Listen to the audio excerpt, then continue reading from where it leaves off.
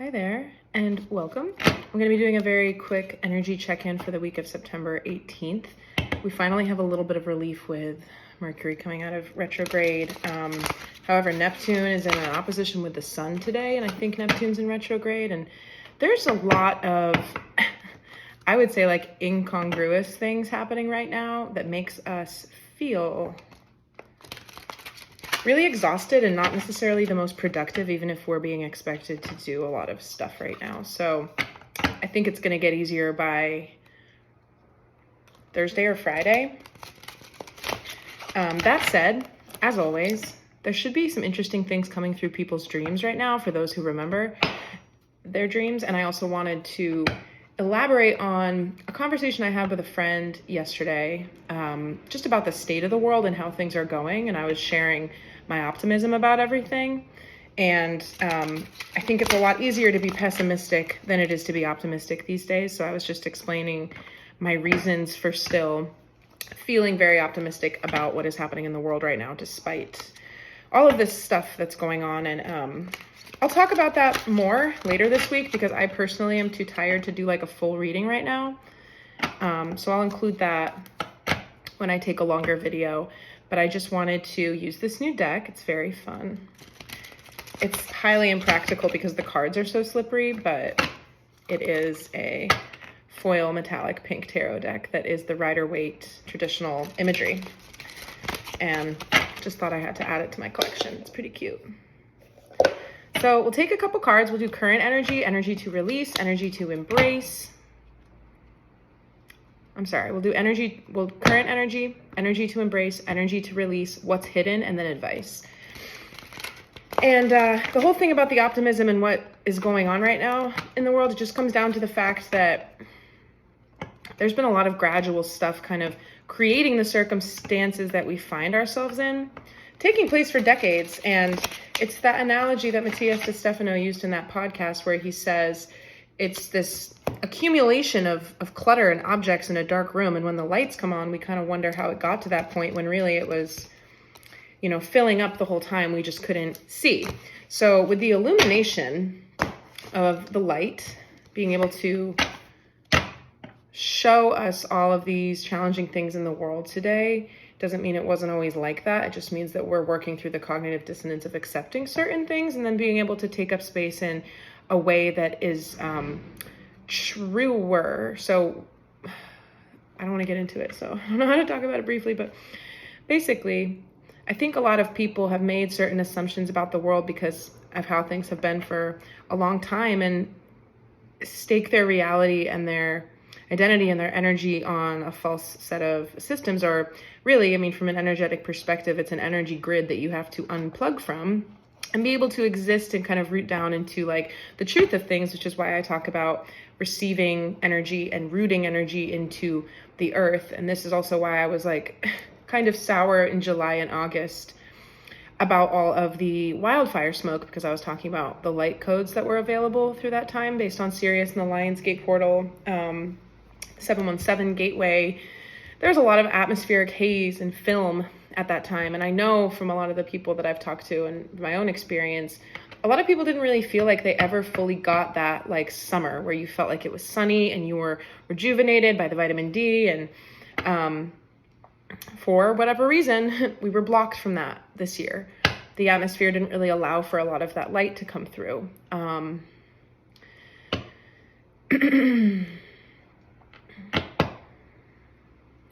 And I do think that in the next few weeks, it's going to be really important just to like, as always, but in particular, the next 4 weeks to ground our energy into the earth and like think about light coming down from angels or from heaven, just whatever you can pull in from the cosmos that is your connection to source or God or whatever you believe in, and then kind of moving it through your body, anchoring it into earth, because that is a pure uninterrupted channel, heaven to earth, and your body as a conduit that is the physical relationship that has, a spiritual element with the soul, but the physical body to ground that in.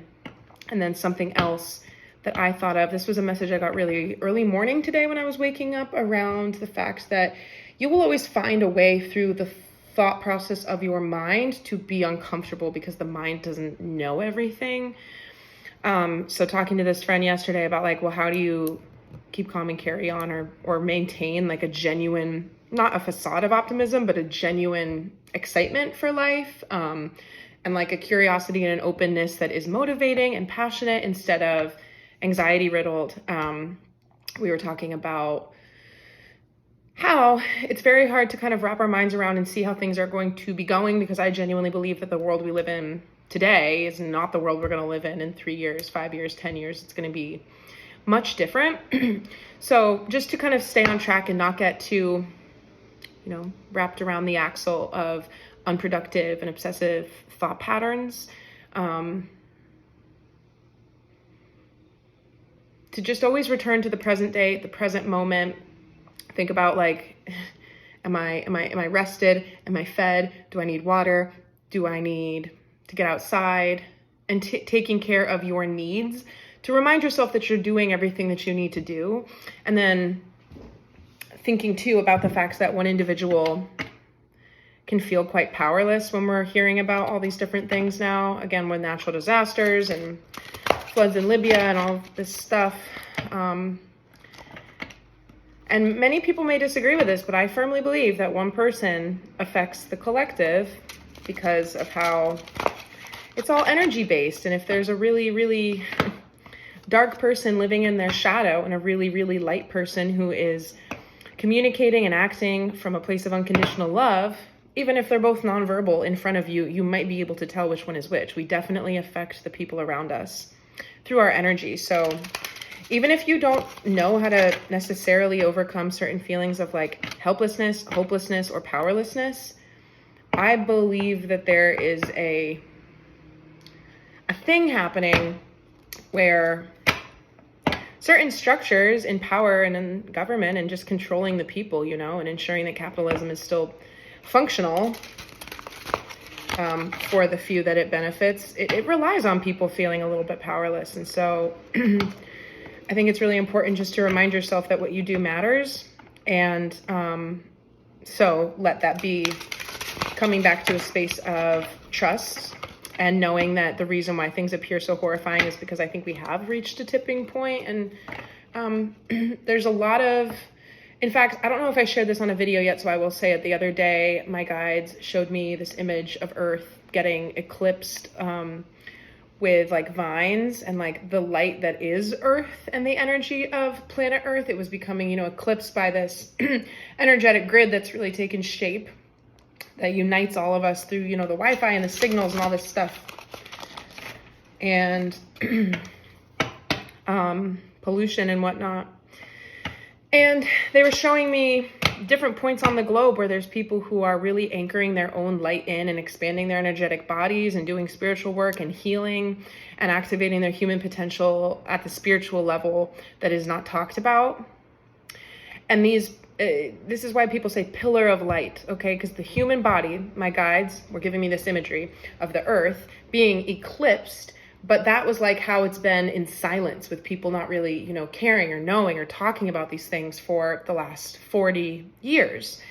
And now these different people who are doing that energetic work, they can bring light in, they can anchor it down into the earth. And that is a pure connection, heaven to earth, with the physical human as the conduit in between, that is powerful enough to interrupt and override that energetic matrix. And so if you relate to that and you know what I'm talking about there, then please just know that it has never been more important than it is now for you to kind of receive and understand your energetic expansion in like as serious a way as it's meant to be. Like it should be top priority to protect your peace, to remind yourself that you do, carry a bright light that other people can benefit from, regardless of how you choose to show up in a space, as long as you're aligned with your truth and stuff. And I think a lot of things that are happening right now are particularly really challenging for empathic people, which is why I mentioned this 2 weeks ago. I was doing a lot of crying and collective transmuting because there's a lot of intense stuff that empathic people will feel on a really deep level, even if you don't really know what you're feeling or whose stuff you're feeling. It's out there right now. So through the changes, give yourself more food. If your body needs more food, make sure to drink plenty of water. And so it was a little bit scattered, but I will go into more of some of the stuff that I've been feeling later this week. So current energy, I'm going to get 2 cards for each position and then we'll clarify if we need to. It's the 4 of Pentacles here. Current energy, 4 of Pentacles, clarified by the Emperor. Yeah, we've got a parallel in their body posture. They're both seated. They're both, grounded, firmly planted. I think we have this kind of area to rest and assess and protect the things we want to protect. We've been bombarded by this retrograde energy for quite some time. So there's been a lot of taking stock of what we've acquired on our journey, both physical, spiritual, and emotional, baggage that we need to release, lessons that we have integrated. And I see it as not really being this clinging energy, but more of a stability around clarifying what stays and what goes. So 4 of Pentacles and the Emperor. Current energy. Energy to embrace is the 7 of Pentacles here. So continuing not to necessarily jump the gun, make assumptions, work too far ahead of where we're at, but take one step at a time, one day at a time, one moment at a time, 1 hour at a time. Yeah, here's the 4 of Swords. So it's kind of like he goes to the chamber to take a little cat nap type thing. But I'm also getting mental overstimulation needing to be cut through right now. I'm not sure. This is a chancy thing to say in this way, but what I'm hearing is I'm not sure how much we can even trust the activity of our minds right now, because it's not the best time to see things through or have epiphanies. It's a great time to be in a little bit more of a dreamier space and appreciate what comes through your mind. And so that is why we do this rest and contemplation. But of course, we still have to kind of, keep putting one foot in front of the other. I actually would like a clarifier for that, but I'll get that at the end. So what's the energy to release? The Moon. And Strength. That's interesting. I'll get a clarifier for this too. These cards are fun, even if they're incredibly slippery. So the Moon. I don't think we need to dig too deep right now to understand things that are outside of our conscious mind. I think that there is a little bit of a stasis that might be perceived as overwhelm and confusion unless we can sink into, the current energy with Emperor and then energy to embrace of, I think I've talked about the Emperor in this way before, but he actually doesn't know everything at all times. He's just well supported. He has advisors that run to his side and whisper the news from the frontier. I don't, whatever it may be. He waits and he trusts and he knows that within his stature and position, everything will be revealed at the right time, and he's able to make judgments when he needs to.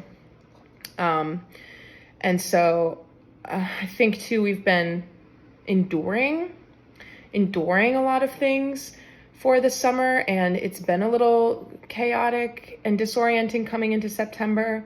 And like I said, by the end of the week, we should feel a little bit better about that. But in addition to not trying to see through haze that might be there to shield us as things become more fully formed, we're getting a reminder about the fact that strength comes from knowing our own limits, how to set boundaries, when to be in a receptive mode and when to forge ahead, and being able to act in balance with self-care. Yeah, I mean, so strength, Moon and Strength in the energy to release position. Still, what I'm getting about this is that we're being asked to not have to just soldier ahead in a classical, I'm strong, I'm a soldier, I get it done type of way, but knowing that stepping back can be stepping forward if a rest is what you need. So Moon and Strength in the release position, and I also am getting final message for that before I go into the hidden energy. Those are both major arcanas, and so there is a whole lot of density and purging being released. The energy in the release position is greater than the energy to embrace position because we're focusing on removing things that we don't want to, continue fueling energetically and therefore manifesting. But this is why I think if you've been unexplainably ravenously hungry or exhausted or thirstier than usual, it is because whatever you think you're doing on the outside, I think we're doing a lot more, just keeping up with the unseen things that are changing with the transits and the energy right now. So make space in your mind to be like, I am doing more than I think I am, and that's okay. And so these feelings are justified. And by that, I just need to go back to impulses around the body and care. And also I'm seeing a painter working on a painting, stepping back to look at it from afar. So assessing without judgment, assessing what we're working on and who we are and how we're showing up with compassion instead of critique for our own process.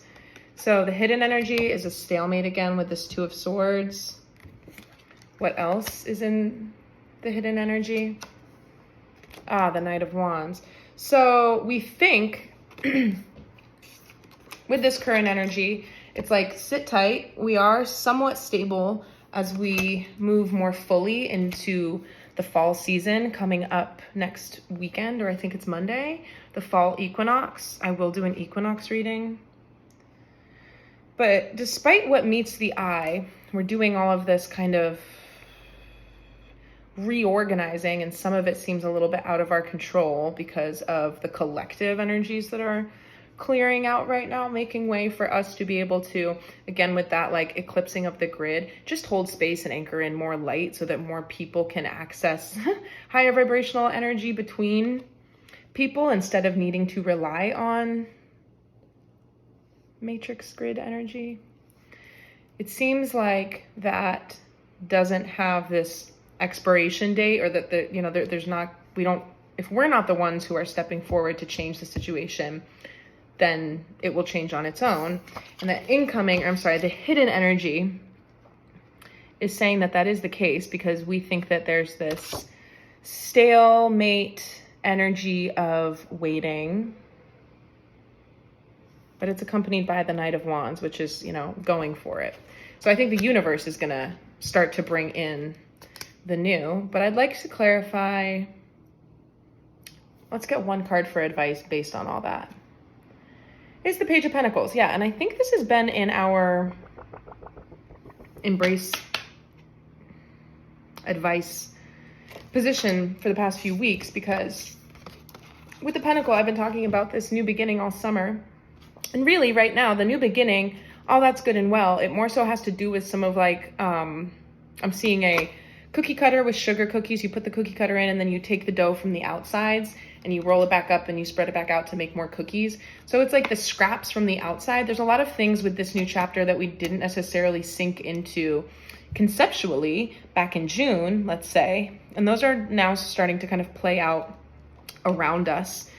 So we're contemplating them, seeing those things differently, understanding what we'd like to stick around, understanding what really doesn't serve us, but maybe it is still sticking around, so that there is a little bit more, returning to the original, restoring the original inspiration and idea, and then kind of bringing it back to like what's within my control and what's not.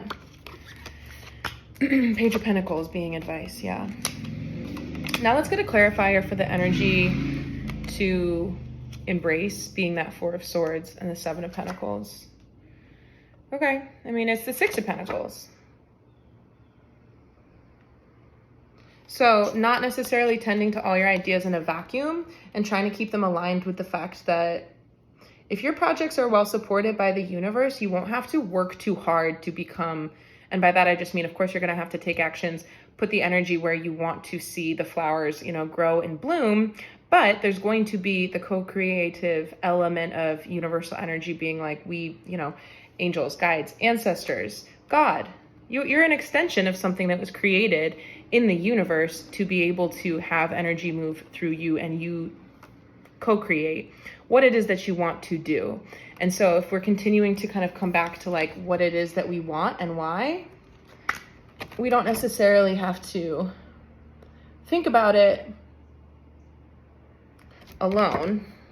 You could think about how what you're going to do is going to affect other people, and use that type of reflection to realign how far you've come in the last 3 months. And then as a result, how you want to prepare yourself for an uptick in energy, like I talked about last week with the sine wave going from like a little bit more of a coaster to a quicker energy. That is this Knight of Wands. What's the clarifier for energy to release being the Moon and the Strength card? Page of Cups.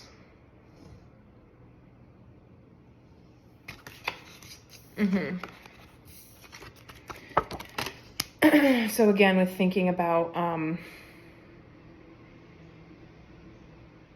displays of strength and what they mean, boundary setting. Page of Cups is like a love offer, or connecting, or having somebody reach out. And strength, again, in the release position, it's like we don't need to be apologetic for the things that are true for us. We are, and we can expect the other people around us, even if they're not mature and evolved enough to not take it personally when we have to set up boundaries. It still benefits them to not give of ourselves when we're not able to do it, because even if you may be in a position of orbiting differently and it's disturbing other people, you can't just revert for, the appeasement of their comfort zone, because you are doing things to heal other people when you stop enabling certain things that were potentially never a healthy dynamic. And this could also just have to do with you and the way that you've been treating and relating to yourself, and less about others. What's the biggest obstacle? I'm going to cut the deck to get this. The Page of Swords. I kind of feel this. There's an antsiness that is anxiety in the collective energy that has to do with wanting to see something change or feel more in control than we do. That's the biggest obstacle.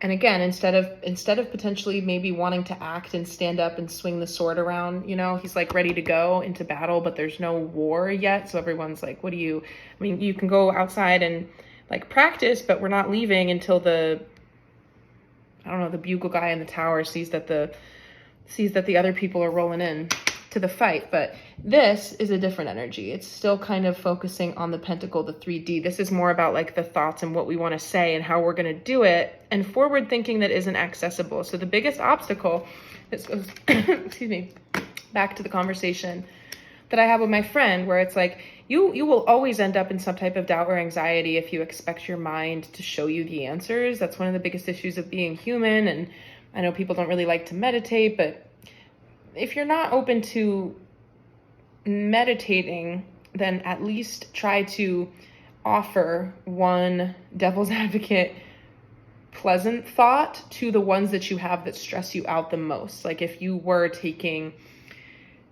everything going on in your head as if it was a good friend talking to you, what would you say to them? Like, well, I'm not going to be able to, I don't know. I'm not coming up with a good example of what somebody might be deeply concerned about right now.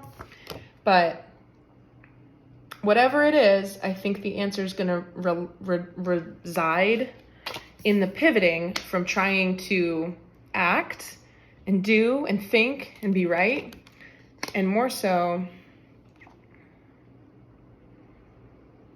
in the refinement, again, with the cookie cutter and the scraps of dough around the outside. It's going to be more about the refinement of the things that have started to fill in the picture as we've continued to move through the summer. I'm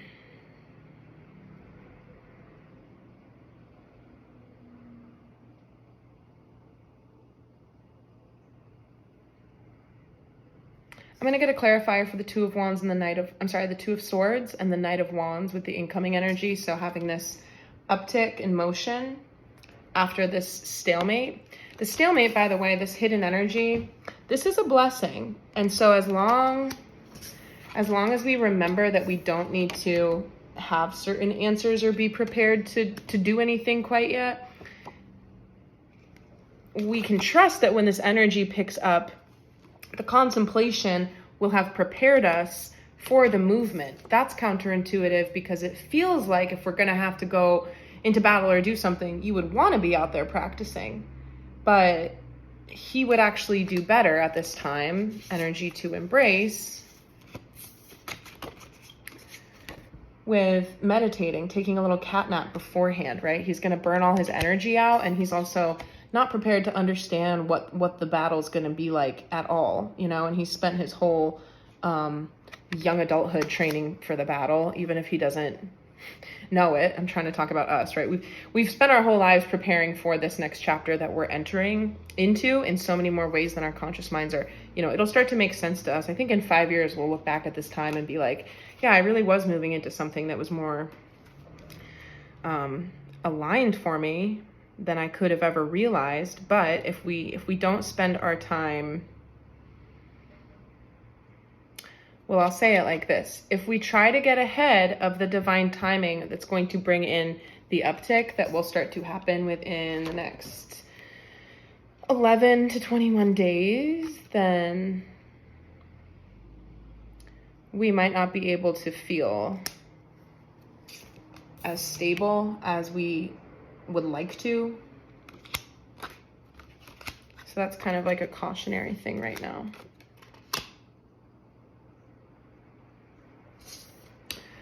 Right.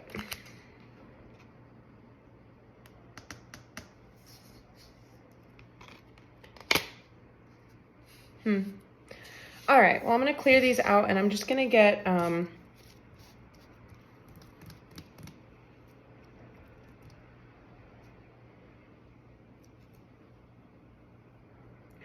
going to get a card about, well, I'm going to get 3. Here we go. 1, 2, 3.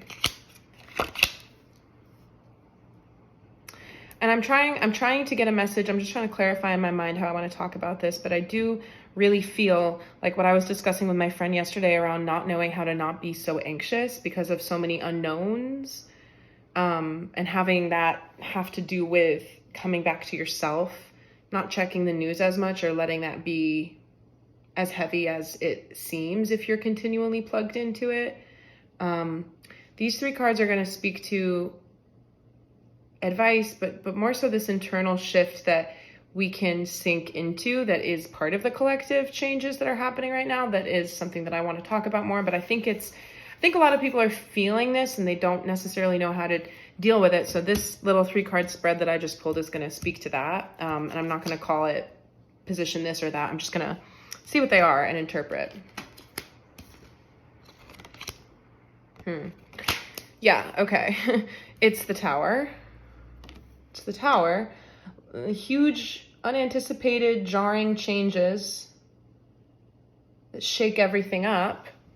The King of Pentacles and the 9 of Swords. So this is regret and anxiety and nightmare situation. And I think with a lot of different things in the world right now, it is kind of nightmarish and there is anxiety and we are fearful about certain things. But King of Pentacles is all about, and here we have 4 of Pentacles and the Emperor in the current energy. It kind of has to do with taking care of your own kingdom, because we all have one, right? It's your body, it's your home, it's the way you spend your time, all of these different things. A person's life is not determined by just one thing. Who a person is has to do with everything they touch, everything that they say, everything that they think.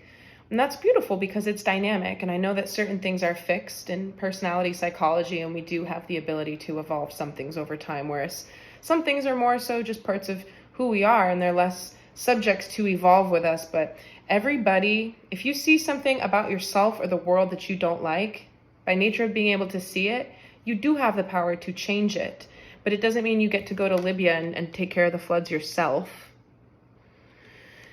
Nor does it mean you have to, because a lot of people have guilt around understanding a lot of the challenges that affect people a massive scale today, but then being stable and not going through that. Like I shouldn't be so stable and happy when all of this doom and gloom is popping off, from all different points of the globe.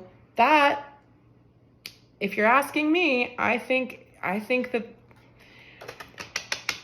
that's the weapon against the people, is trying to get people into these places of fear and feeling hopeless and powerless, because then you fail to recognize that like your body is an energetic tool that has so much potential to override the darkness. I mean, this is really complicated, because if you don't believe in certain things, then certain parts of the this is why I'm being vague, but I would hope that people hang with me throughout this channel and the evolution of me recording these videos, because there will come a time in the near future that I really will just lay it all out there and not be so reserved and like what I'm choosing to articulate. I'm just not going to do it now, and I do intend to do it with the Barbie movie, but also maybe that'll be 3 parts now. Who knows? There's a lot to cover. But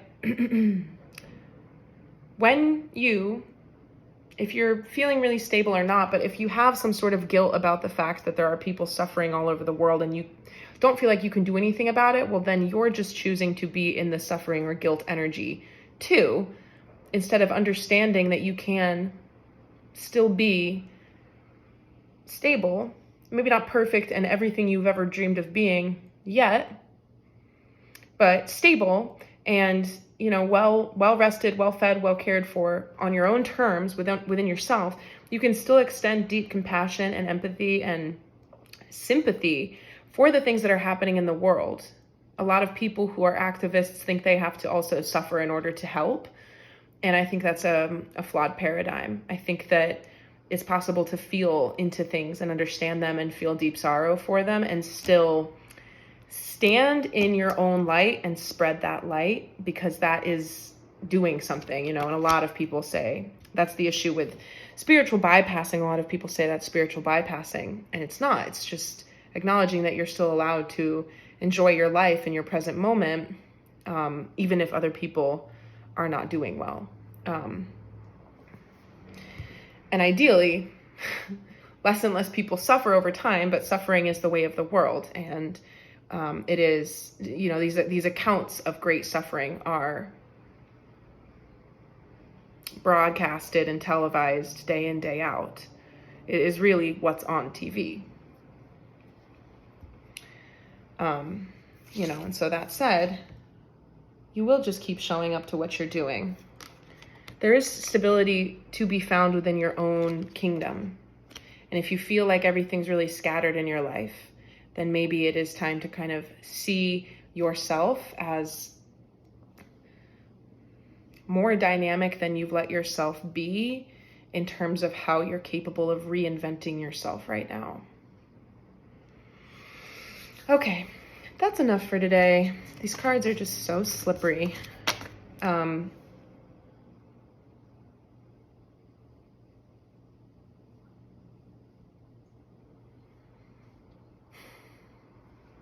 Yeah.